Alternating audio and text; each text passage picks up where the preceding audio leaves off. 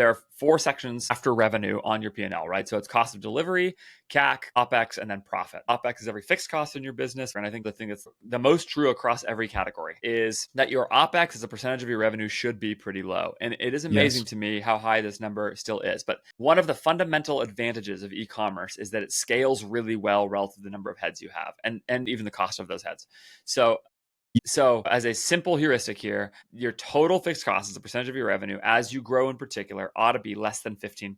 So essentially, that means if you have $1 million in revenue, right, your total cost of all OPEX, including salaries, ought to be $150,000 or less. Now, at $1 million, it's pretty hard to hit that number because you have not actually scaled yet.